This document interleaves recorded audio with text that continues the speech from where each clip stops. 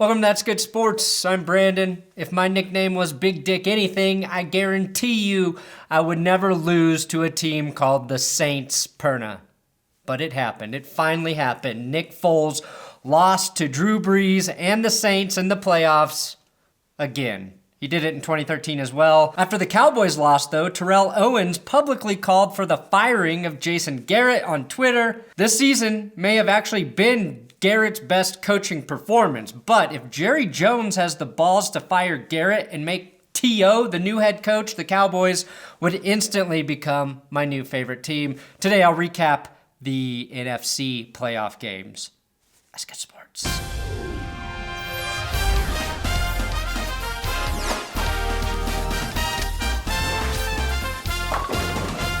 Have you ever seen one of these?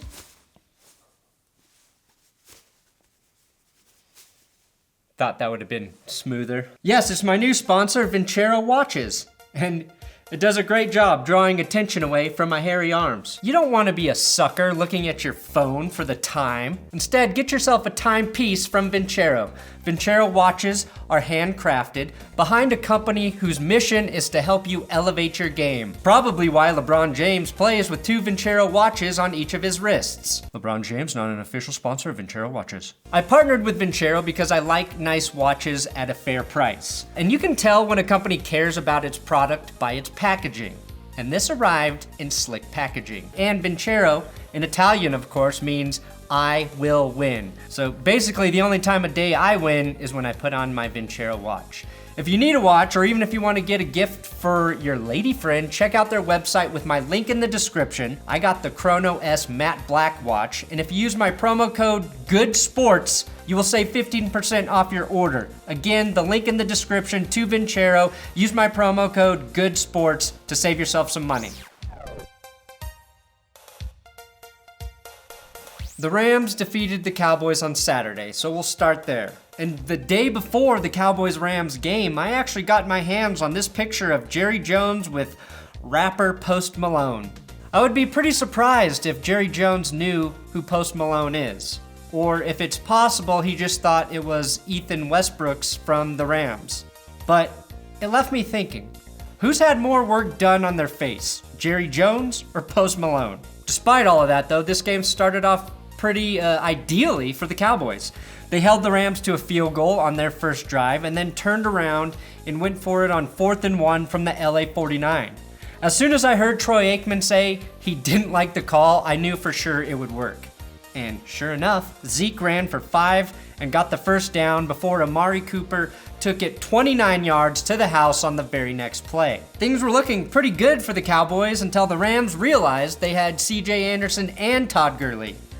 Basically figured out that if you give either one of them the ball on just about every play, good things will happen. Nobody, not even the #1 football genius on earth, Sean McVay, could have known C.J. Anderson would make the best run defense in the postseason look like the Chargers defense. The Rams drove down on the Cowboys again, and again it was C.J. Bash Mandersonic, the Rams' secret weapon, getting them close. Now after the Denver Broncos released C.J. Anderson, the Carolina Panthers signed him, but were too stupid to figure out how to use him. After what he did to the Panthers in Super Bowl 50 when the Denver Broncos beat them, and with his performance in this postseason with the Rams, one thing is certain. Whatever CJ does, it somehow ends all postseason hope for the Panthers. I really didn't see the Rams dominating the Cowboys with smash mouth, ground and pound football. But after this Todd Gurley run and score, both he and C.J. Anderson had over 70 rushing yards in the first half.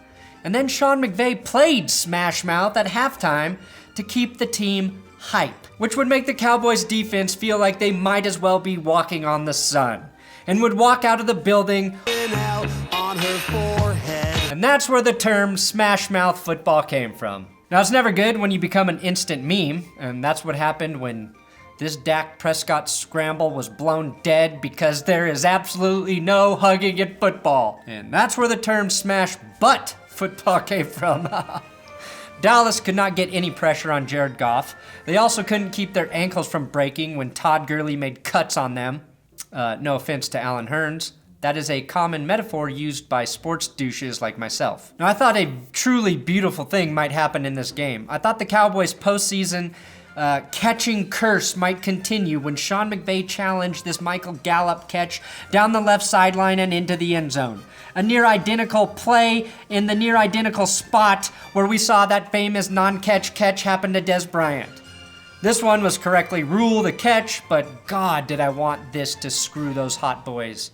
Almost sounded like I said I want to screw hot boys. That's not what I said. Dallas got the touchdown, then converted the 2-point conversion, making the game interesting. Troy Aikman went on to give us the best call of the entire weekend, laughing his ass off while he watched his Cowboys corners try and tackle Todd Gurley. And got 8. No chance. Well, yeah, those corners, they're not real excited when they're the only guy out there in space, and you've got a guy like Todd Gurley at 225 pounds. That laugh can also be applied to the following terrible throws Jared Goff made with absolutely no pressure in his face. No chance. Got him right there around the way. No chance. That laughter stopped once C.J. Anderson carried the Rams back into the end zone. And I don't care if he is a little chunky right now. I don't care if Booger McFarland is telling him to lay off the Popeyes biscuits. All I know is C.J. Anderson has a nose for the end zone, and also a nose for detecting every secret spice in KFC with one whiff. But that's not important because he's run for over 100 yards in each of the last 3 games since joining the Rams. The game ended when Jared Goff, who has the agility of a young Peyton Manning, converted a 3rd and 7 with his legs. Maybe Halle Berry finally noticed Goff when Aqib Talib gave him the greatest assist of his lifetime by dropping the F-bomb on live TV. Take somebody's soul! He ain't taking no fucking soul out! Aqib Talib, excuse the language, he's a little excited. Bleep that one. Yeah, we're He's right, live. though. He's right. That honestly is an appropriate celebration after preventing DeMarcus Lawrence from taking your soul. This may be a great sign for the Rams, too, as Talib famously did this when the Broncos won Super Bowl 50. Couple that with Marcus Peters being better at fighting receivers after the game than covering them during the game, and I think the Rams are destined to win Super Bowl 53. Now moving on to the castration of Big Dick Nick. He used to be the man with the golden dong, but now he's just Nick.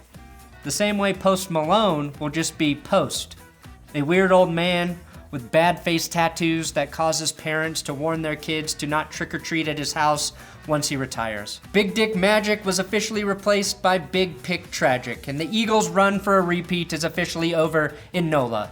Nick Foles dropped from having the highest QB passer rating in postseason history from 1st overall to 6th. Still way better than Tom Brady, tied at 15 with Joe Flacco. The reason Foles lost is because he was facing Drew Brees, now in 3rd place with a 100.9 postseason passer rating. Nick Foles only loses to truly elite quarterbacks in the postseason. Always it's Drew Brees. This game started pretty badly for the Saints. Cre'Von LeBlanc nabbed an interception on the first play from scrimmage on a deep ball intended for Ted Ginn, which basically silenced the crowd right off the bat and gave the Eagles a ton of confidence early. Also, I feel like somebody predicted that could happen. I predict a pick 6 for Cre'Von LeBlanc. Sorry, I was wrong about literally everything else that happened this weekend, and I desperately needed to point out the one thing I got right. Now, Nick Foles was aided early by completing passes deep down the field where it appeared the Saints secondary just gave up. Jordan Matthews hauled in the first touchdown from Nick Foles. 2 players both on their 2nd stint with the Eagles. So what does that mean? Well, sometimes it's okay to get back with your exes, but only if your dad was the one who drove them away, and also your dad is Chip Kelly. If Nick Foles leaves this offseason, the Eagles must sign Mike Vick to be the new backup. Philly jumped out to a 14-0 lead, with Nick Foles reaching across the goal line for the score. He did that with his hands, but we all know he could have done that by placing the ball at the tip of his okay, it's enough. That's enough of the Big Dick Nick talk. I get it. It's time to grow up, Brandon. If you ever want to be taken seriously, you need to clean up your language. Just listen to how the pros do it. Cox got back there so fast, his ability to plug up the hole and maybe 2 holes, okay, when that big fella's on the field. And Fletcher Cox blew that play up right from the beginning with his penetration into the butts. Okay, that was the hole that was caused right there, and that allowed the extra penetration to plug up the hole. With a host of other white Cox, his ability to plug up white butts. Dangerous. Cox, I mean, that is just unbelievable. Look at Cox working on him. All Pete can do is pull Cox so he can't get to his butts. Okay, I get it. I see how the pros do it. They use way more similes and colloquialism. It took a fake punt by Taysom Hill to jumpstart the Saints scoring, and that play was made possible by my favorite player on earth, Mr. Anal Zone. Philly pulled out their cocks, and the Anal Zone opened for the Saints. That's how the pros do it. I mean, Taysom Hill's everywhere. At one point during the Saints' 11-minute drive, Taysom Hill was open in the end zone for a touchdown, but Drew Brees underthrew him. The very next play, Taysom Hill threw a touchdown to Alvin Kamara, which got called back because of holding. I don't know if I would ever take the ball out of Drew Brees' hands if I were the Saints, but Sean Payton really has a thing for his Mormon Army knife. His most recent mission? To the end zone. What's he converting this time? First downs, baby. This was one of the strangest drives I've ever seen. It lasted 18 plays, had 4 penalties, went 92 yards, and took 11 and a half minutes off the clock, and finally resulted in a 2-yard touchdown pass to Michael Thomas after all of that. It was basically like an episode of Curb Your Enthusiasm. You have no idea where it's going, but it all seems to work out in the end. Scum-sucking motherfucking whore! Cock! Cock! Chisholm! Grandma! Cock! Michael Thomas set a Saints playoff record with 12 catches for 171 yards. He's a lot like Julian Edelman of the Patriots, but with the ability to make contested catches. After another Eagles punt, the Saints put together a long drive that spanned over 5 minutes and 10 plays, trying to add another score to their 6-point lead and put the game out of the reach for Foles. Thomas hauled in another 22-yarder, and the Saints marched down to the Eagles' 32, ready to ice the game. The Eagles needed a big defensive play, and they got it from their one player who, for some reason, was in that Peter Jackson movie that absolutely no one saw. Michael Bennett looks like he microwaved his shoulder pads and jersey before the game, but maybe that was a stroke of genius because no one could block or hold him, and he blew up the run on 3rd down, which led to Will Lutz missing the game-clinching field goal. More like Will, wait for it, Klutz. So down come the Eagles. Foles hits a big pass to Zach Ertz for 16 yards down the middle of the field, and then they got 15 more for a roughing the passer penalty that set them up at the Saints' 27. Right here, the biggest issue on the Eagles' mind was to not score too quickly and give the Saints time to kick a game-winning field goal. Didn't matter though. Foles rifled the pass to Alshon Jeffery on a slant route, who let the ball go right through his hands and into Marshon Lattimore, who effectively ended the game with his 2nd pick of the day.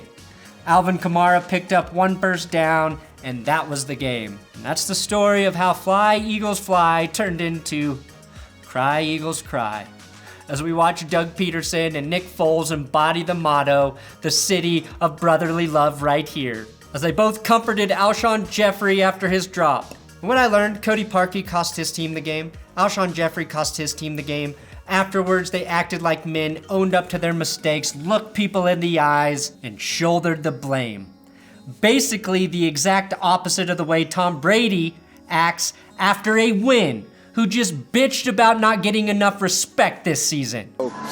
You know, everyone thinks we suck and, can't win any games, so we'll see. It'll be fun. So the Saints and Chiefs are staying at home next week, and the Rams and Patriots will be heading to the Superdome and Arrowhead Stadium to set up the match for Super Bowl 53. Thanks for watching another episode of That's Good Sports. Please subscribe here. God, I would love that. I'm on Twitter, Instagram, at Brandon Perna. Give my friend at WillKey6 a follow on Twitter. He helps me write these bad boys. And we're down to just 2 games this week. I just ask that you respect how much work I put into this. It's a lot, It really is.